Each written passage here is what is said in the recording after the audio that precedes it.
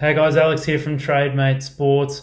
Welcome to the first edition of what is a new thing we'll be doing every week on this Trademate Sports YouTube channel. We'll try to do it as often as possible. I'm going to call it podcast highlights, and basically what I'm going to go do is go through all the podcasts we've done in the past with guests and try and pick out the most important or interesting aspects of that podcast.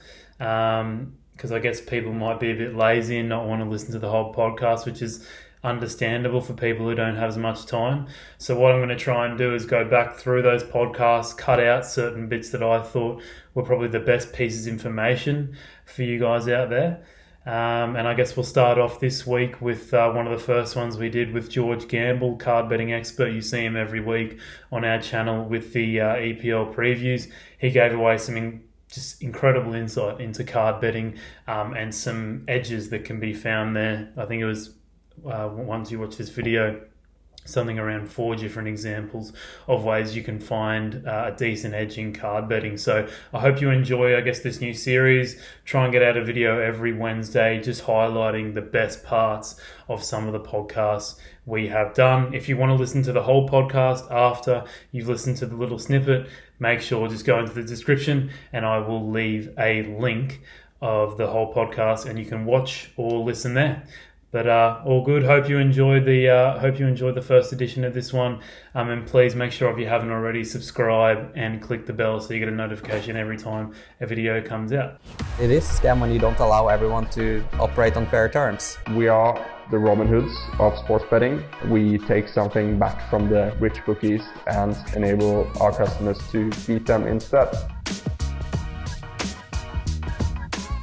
You talked a little about the betting markets with the cards and how you said something about Crew Alexandra and how you think, although 20 points doesn't seem like much, it is quite a lot for a team like Crew Alexandra. Do you think it's, I guess, like bettors and people all around the world, when they find their edge, they found their edge. Do you think this is an untapped market, I guess? To a degree, I think. So obviously, the top European leagues, and I'd say the top 2 English divisions, they're kind of very saturated. Bookies are on it. They've got guys who know their stuff. They know exactly what the lines are. Occasionally, you might get one where it's like, well, why is it that price? So I think lower leagues is kind of where it's at. But in terms of cards in general, I think there's always value about it regardless. Even if Getafe are playing the Gans, if you just went to think, right, I'm going to go on the overs cards, the line's going to be very high. I think it was like over 7.5 when they faced each other the last time out on Bet365. And that's a very high line, even though the 2 teams are very dirty. It's still a high line in terms of the price, because the price wasn't even evens, I don't think.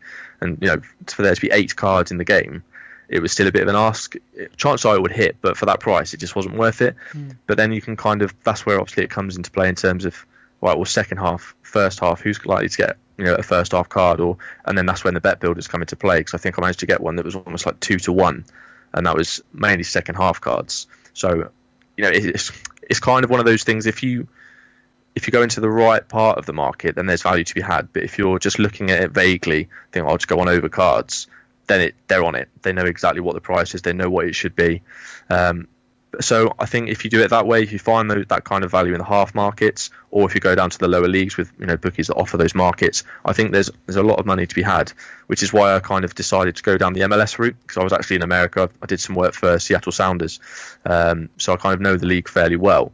And I think that's quite an untapped market, because I don't think the bookies are quite, MLS is still up and coming, is still on that upward trajectory compared to where it was 10 years ago. It's vastly different.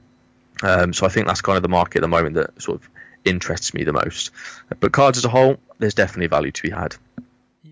You're better off, I think, in terms of value, looking for, because forwards often pick up a lot of cards. They'll make that typical forwards challenge, just to try and, especially if they're trying to put that high press in. So a lot of the time that's at the market to keep an eye on. Because obviously I think Aubameyang picked up a fair few. I know obviously Sterling happens to pick up a fair few just by leaving a leg in. He's just that sort of player.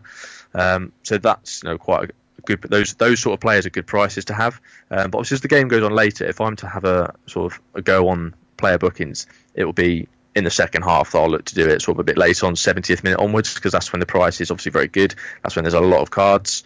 Depending, especially if it's a tight game as well, because that's kind of when you want to have a look at obviously you want to be getting a good result, especially if you're ahead. Chances are players are going to be putting in that extra little bit of effort to obviously keep that result. So they'll put in the odd challenge to break up a bit of play and that sort of thing. But yeah. Yeah, that makes sense to me, because you would think, like, let's just say Manchester City playing or whatever team and they're favourites to win the game, and say they get up to like a 1-0, 2-0 lead. You would think with, a couple minutes remaining to protect that lead, someone like a Raheem Sterling who's, doesn't, or an Aguero, someone who, is not running the risk of getting 5 yellow cards in however many matches and trying to get and getting close to a suspension, that he's more than happy to take a yellow card.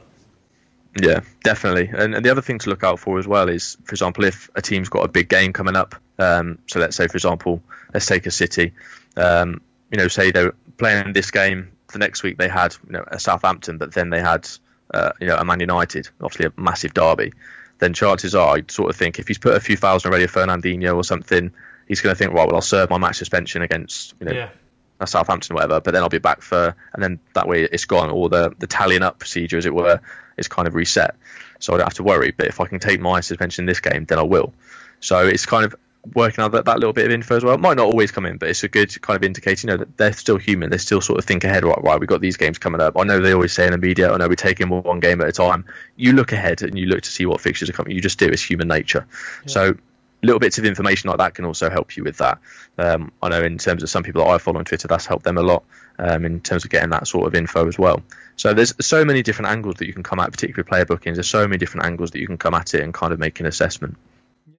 Can you give me like the most standard bet that you see like in the market every week, like just a misprice or something that you see every week?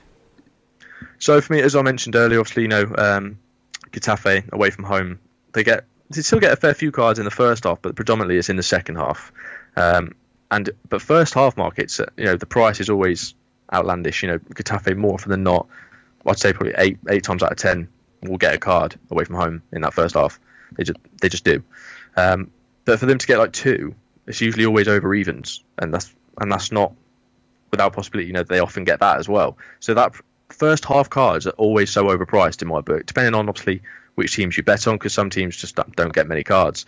But it's not only that. I kind of like to look what half they commit the most fouls in. Is it the second? Is it the first half? Because if they commit more fouls in that first half, chances are, obviously common sense would dictate they're going to get more cards in that first half. So for me, first half markets for cards is definitely the most overpriced, without doubt. If you have both teams to get a card in the first half, more often than not, you're going to get well over evens. So for me, that's definitely one.